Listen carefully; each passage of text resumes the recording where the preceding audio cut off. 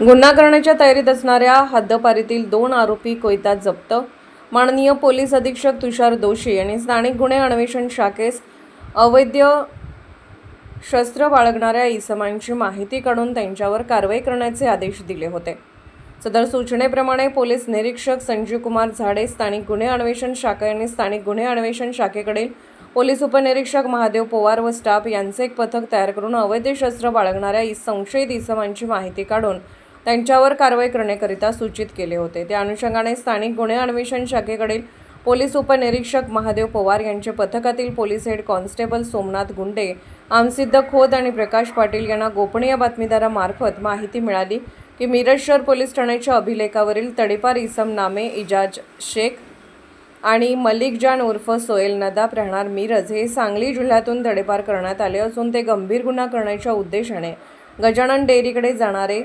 Chunabhatti road Miraj येथे फिरत असून त्यांनी त्यांच्या कब्जात शस्त्र बाळगले आहे। नमूद पथकाने मिळालेल्या बातमीप्रमाणे गजानन डेअरीकडे जाणारे चुनाभट्टी रोड परिसरात निगराणी करीता असताना 2 इसम संशयास्पदरित्या थांबलेले दिसले। लागलीच पोलीस उपनिरीक्षक महादेव पवार यांचे पथकाने त्यास पळून जाण्याची संधी न देता ताब्यात घेऊन त्यांना त्यांची नावे गावे विचारता त्यांनी त्यांची नावे इजाज उर्फ एजाज अल्फाज शेख 29 वर्ष, उर्दू शाळेजवळ अमननगर मिरज, मलिकजान उर्फ सोहेल राजू नदाब वय 26 वर्ष, राहणार कॅनल रोड लक्ष्मी मंदिराजवळ मिरज, जिल्हा सांगली असे असून त्यांना माननीय पोलीस अधीक्षक सांगली यांनी जून 2025 रोजी सांगली व कोल्हापूर जिल्ह्यातून 2 वर्षाकरिता हद्दपार केले असल्याचे सांगितले।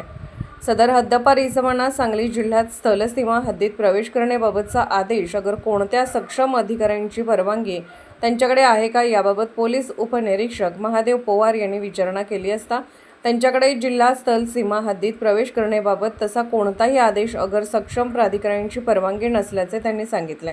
पोलीस उपनिरीक्षक महादेव पवार यांनी त्यांना मिळालेल्या बातमीची हकीकत सांगून त्यांच्या अंगझडतीचा उद्देश कळून पंचांसमक्ष अंगझडती घेतली असता इजाज शेख आणि मलिक जान उर्फ सोहेल नदाब यांचे कमरेस धारदार लोखंडी कोयते मिळून आल्याने लागलीच इजाज शेख आणि मलिक जान उर्फ सोहेल नदाब हे एखाद्या गंभीर गुन्हा करण्याच्या उद्देशाने कब्जात कोयते बाळगले असल्याची खात्री झाल्याने पोलीस उपनिरीक्षक महादेव पवार यांनी पंचांसमक्ष जप्त करून सदर आरोपी विरुद्ध पोलीस कॉन्स्टेबल रोहन गस्ते यांनी मिरज पोलीस ठाणे येथे फिर्याद देऊन भारतीय शस्त्र अधिनियम व महाराष्ट्र पोलीस कलम 142 अन्वये गुन्हा दाखल करण्यात आला आहे।